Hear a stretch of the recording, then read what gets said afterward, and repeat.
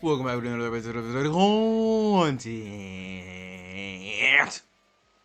Drop a like if you like my weird rambles at the beginning. I still don't really have an intro. I mean, of course I have an intro, but I don't have an intro. I just kind of hop on here and then we yap and then we do things. Guys, today we're doing Chrono Trigger again, Sovereign Quest again. We're in the Alliance Quest playlist again.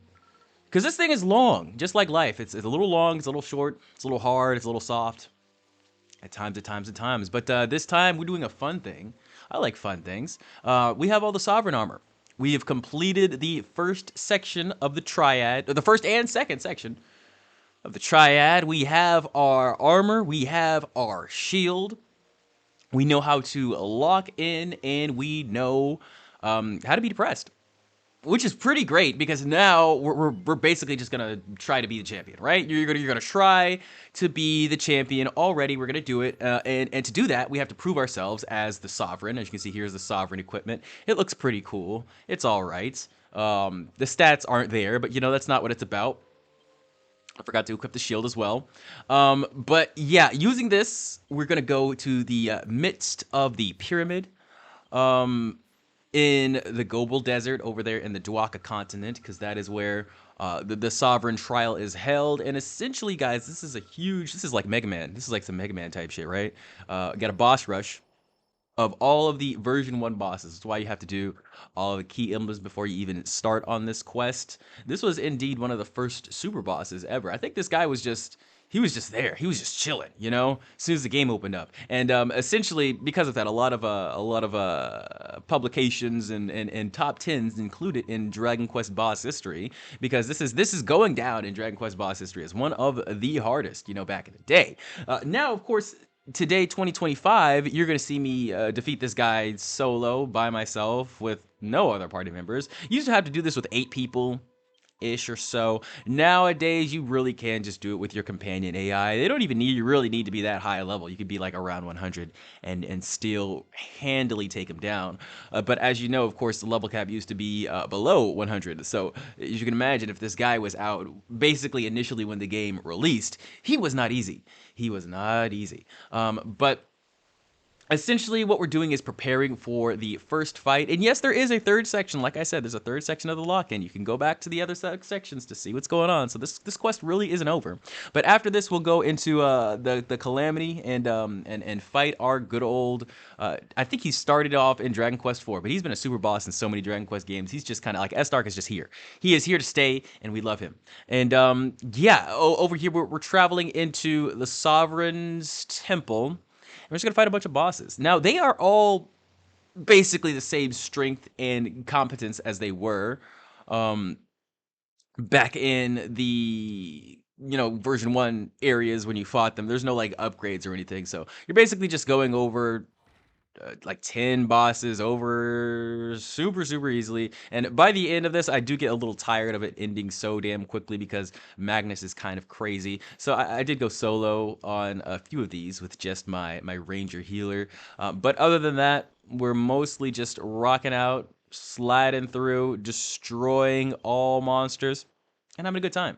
And today, as you can see by the title, we're working on getting our experience from our combat. And this is obviously an analogy for life, as I always do, because this is not experience-driven combat in this game. Of course, we're completing a quest, which will give us experience, but all of these bosses are weak as fuck. They're not going to give me anything. And that's what you should basically take away from this. Guys, not every battle is worth fighting. 100%. And sometimes, when we're not prepared for battle, we must leave. Tactical retreat, come back another day. And that is not weakness, but those are just but a few of the techniques I will bestow upon you today. We got about 20 minutes, so let's get started, guys. Let's jump into this. I'd say the first part about experience-driven combat you want to think about is basically your prep work. And prep work is of you, and it's data driven about your opponents.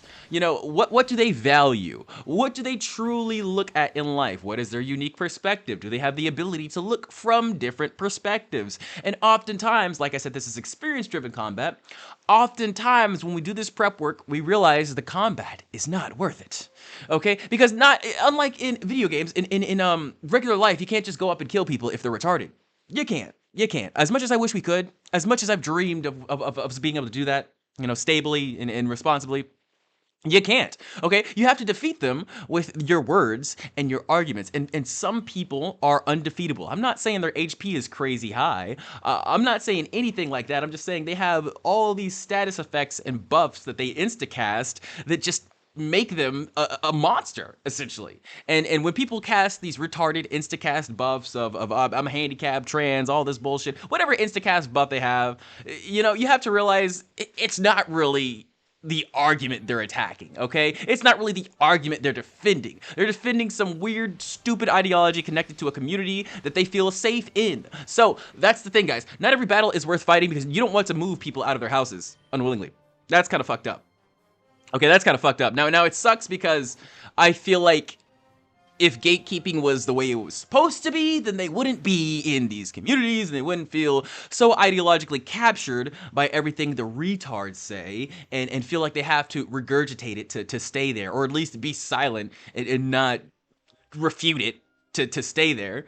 But it is what it is, man. That's the world. And like I said, it's just a reality that we have to disconnect to grow.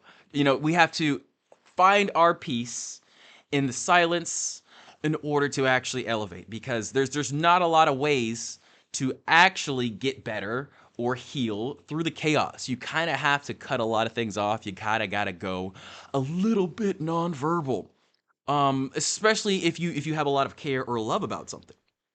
So I'd say you do your prep, you do your analysis, and then if you say this is a battle worth having, then I like to actually use the PrEP acronym.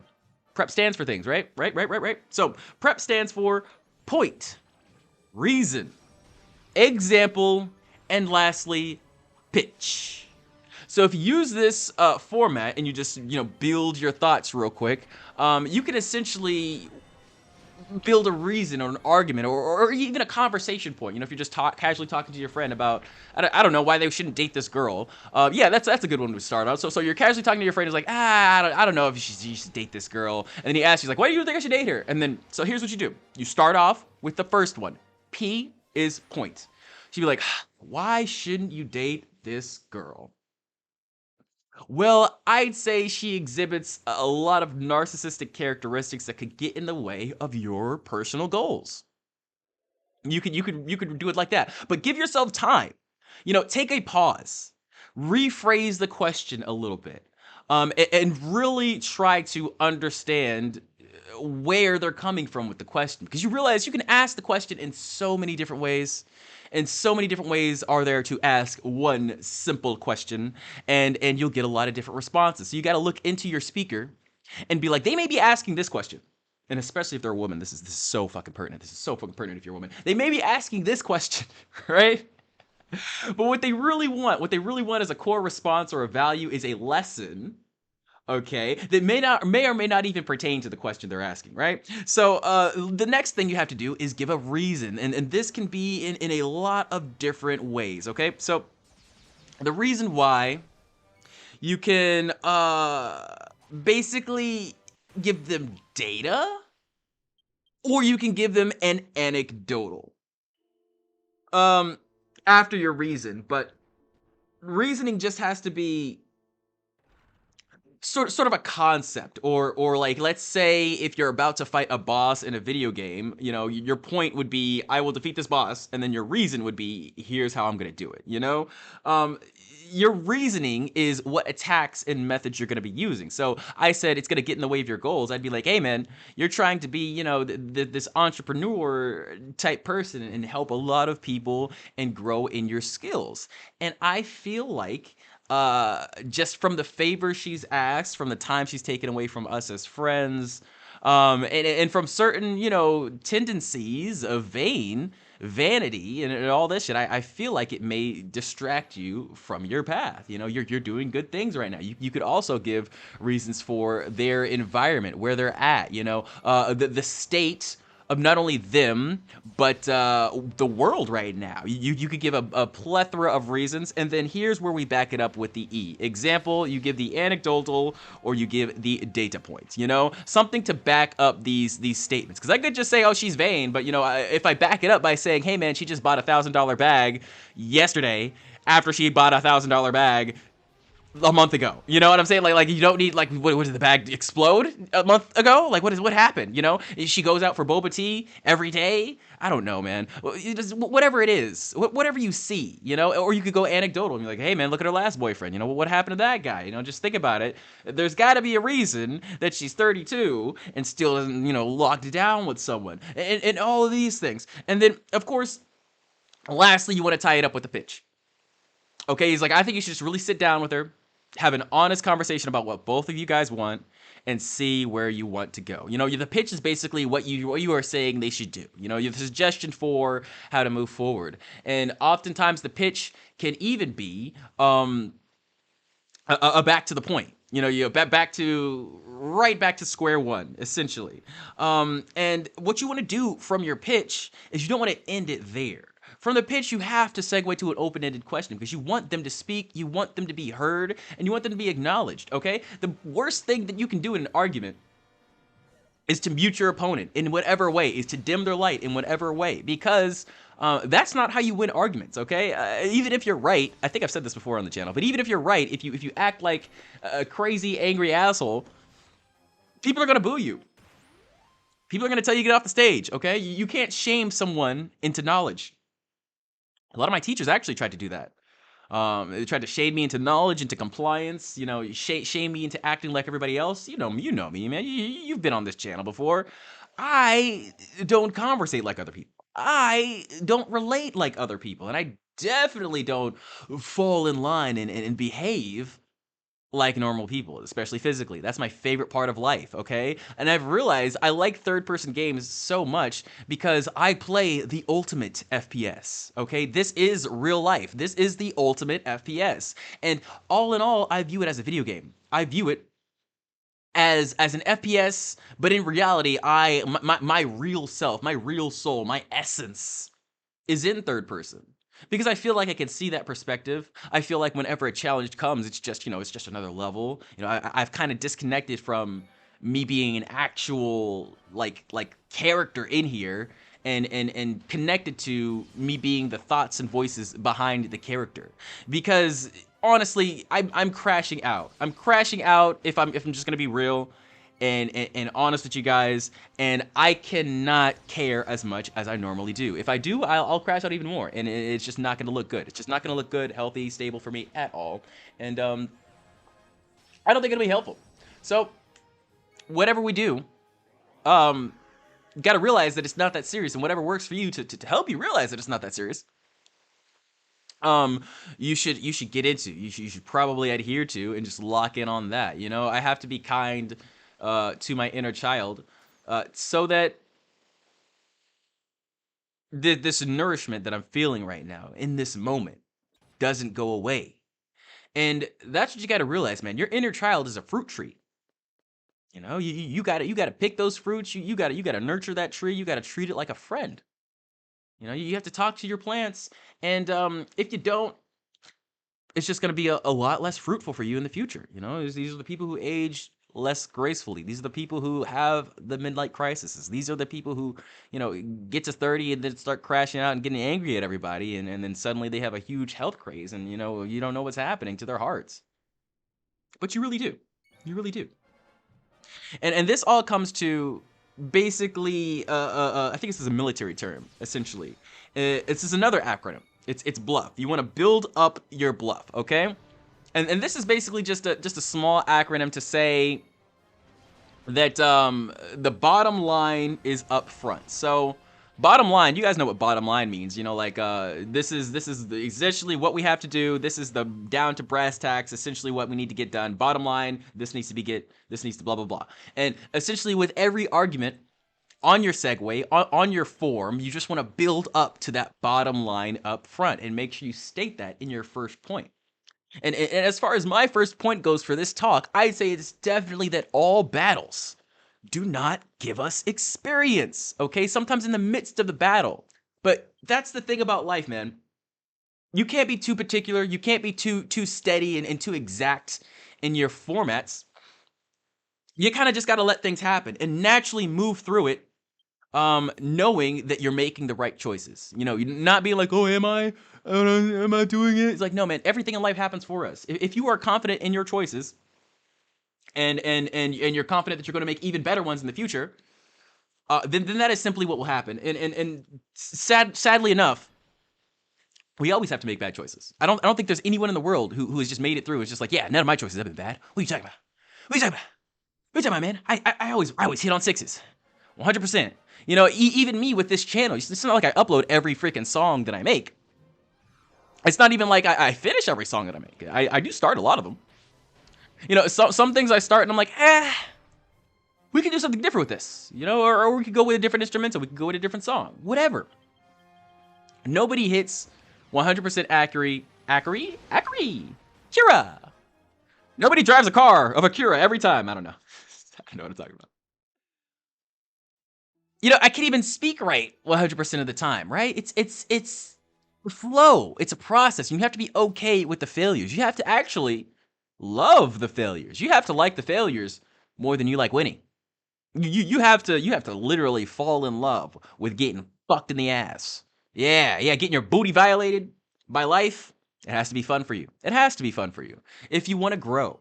But I know a lot of people don't want to grow. And so if you don't authentically want to grow, you don't have to. That's the crazy thing about free will. You don't have to. You can just stay where you are, but people convince you, and it's really bad that they do, but people convince you that you're going somewhere when you're running on their hamster wheel and just generating energy for them. And that's why people crash out, because we can't all be making progress. Okay, some people got to be moving backwards, and some people got to be like slowly teetering forward and back and forward and back, and some people just got to be staying where they are.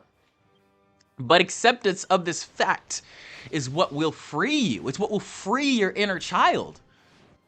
Because that's what all girls are connected with. They're connected with that inner child. And the funny thing about children, you guys know this, they have crazy insight. Like, they know shit. For some reason, they just kind of know shit because they feel shit freely. And so a lot of girls interact with this inner child. And essentially, they know. They know when they're being pieces of shit. They know when they're being holy and pure. And I feel like this is why a lot of guys fail with women, is because we may not even be able to see it, but sometimes we do see it and we actively ignore it and think that's gonna get us the puss. And it's like, no, man. If you see a girl being a piece of shit and you treat her like a piece of shit, yeah, it's gonna get her wet. It's gonna get her wet. That's all I'm saying, man. It's weird, but people like the golden rule. I like the golden rule, okay? My problem is with the golden rule is that I usually folded very, very, very easily. You know, I folded very easily because I thought, you know, whatever interaction I got was my last. You know, I don't know when people are going to want to talk to me anymore because I literally don't reach out to people. I don't try to talk to people. You know, I don't want to talk to people. And so the world told me that, hey, man, you got to socialize. You know, this is a vital part of life. You know, you're going to become socially stunted and a neat and an incel. And I'm like, well, what if I'm voluntary celibate? You know, what if I like the peace? What if I like the one thing in life that never fucking changes? What if I like that? And you know what? You know what the one thing in life that never changes? It's that right there. You feel that, chat? That's nothing. Nothing never changes. And I don't know, more and more recently, I figured out that I really like being with nothing. You know, I don't have a job now. I have this channel. I have a couple of other obligations that I do. You know, a different Ko-Fi. I make music for people sometimes, but I've separated myself from a lot of obligations that I thought I needed to keep up just to be alive. And I'm realizing once I gave those up, the nothingness is keeping me more alive than ever. Just sitting alone and just breathing. It feels good. It feels good. And oftentimes we have a lot of friends, obligations, you know, you got to go to the work party, you got to go to the family visit. We forget a lot of that. We forget a lot of that. We forget how valuable the silence is, the moments are in between. And maybe you really don't have time. Maybe you don't. Maybe you just got to take a walk sometimes, or take a drive without the radio to feel that. But I think it's important. I think it's increasingly important to just sit with ourselves in this vast nothingness and just feel. Just feel, man. Cause a lot of times on these platforms like the internet and whatnot, we forget that we are feeling and loving creatures. And the internet gives us this false sense of freedom, this false sense of efficiency, this false sense of order. But it's not all in order. It's messy, man. It's messy. You got to get out of your echo chamber, and the only way to get out is to literally put it down, man. You're not gonna break out of your echo chamber by I don't know, war of attrition. You know, you can't force the phone to stop spying on you and telling you what you're doing, because we're predictable, and that's not bad. That's not a bad thing. Being predictable is actually very good. A lot of people don't like me because, you know, I often seem unpredictable, but I am unpredictably predictable. I'll say that. And that's because I've just adhered to a different kind of story. Not a lot of people are writing this kind of story. I'll tell you that. But in this one, I really don't have an ending. I don't have a desire for one. I'll tell you what ending I have a desire for, and nobody wants to hear it. But as far as a huge plateau, when I make $1 million and I buy a mansion, or I don't care, man. I don't care. I don't even care about helping my mom out with money. She's fine.